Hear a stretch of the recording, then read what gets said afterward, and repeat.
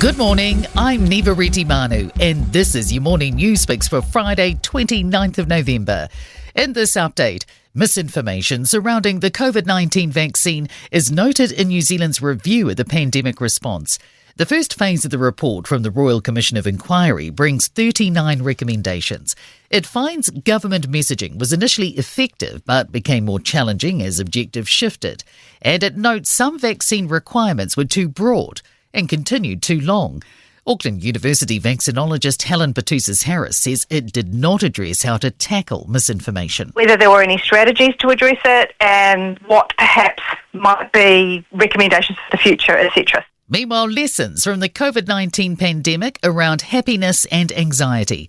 A study in today's New Zealand Medical Journal looks at survey responses from 30,000 New Zealanders in December 2020 to find factors affecting mental well-being. And it reveals discrimination can contribute to feelings of anxiety and trust in public services can influence happiness. Waikato councils are changing processes in response to elevated arsenic levels in their drinking water. Recent samples from the Waikato River reveal Auckland's supply is back within safe levels, while Hamilton, Waipa and the Waikato District were fractionally above the maximum amount. Waikato District Council's Waters Manager Keith Martin says due to the results, Ngaroa Wahia treatment plant will start injecting chlorine before the water's treated. Chlorine helps bind the arsenic and turns it into an inorganic compound, and from there our treatment plant can handle it. Australia has passed world-first laws banning under-16s using social media. The ban will come into force at the end of next year.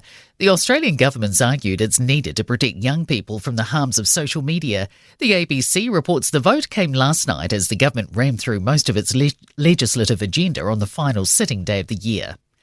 Auckland's ferries are now back to their full schedule just in time for summer.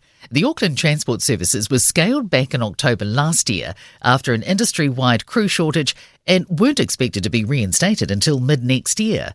AT Public Transport Operations Group Manager Rachel Kara says that their operator, Fuller's 360, has been able to quickly upskill existing crew and train new people. We understand that the last 12 months has been tough for some of our regular ferry customers. So to have all services back up and running again in time for summer is really awesome. An anonymous donation means every high school in the country is having a book on the Treaty of Waitangi delivered. The book has been written by lawyer and educator Roy Mata-Smale to guide people through the founding document.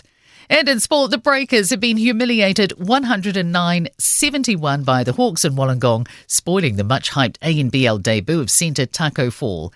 England and New Zealand have shared the honours on the opening day of the first cricket test at Christchurch. The Black Caps are 319 for 8. Kazuma Kabori is the best-placed New Zealander after day one of golf's Australian Open in Melbourne. And authorities have accepted world tennis number 2, Iga Swiatek's explanation after her supplied sleep medication was contaminated with a banned substance. I'm Neva Manu, and that's your latest news fix. We'll be back with the next update at midday from the Newstalk ZB newsroom.